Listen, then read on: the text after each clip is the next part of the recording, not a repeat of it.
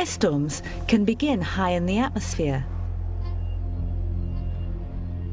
Here, ice crystals grow into delicate snowflakes with their stunningly symmetrical branches.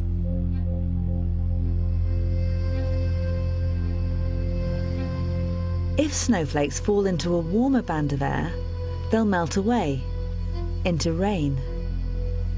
But in the unusual circumstances that lead to an ice storm, there's much colder air beneath this warm layer, and it's very close to the ground. As the rain falls through this cold air, it becomes supercooled, ready to freeze again in an instant.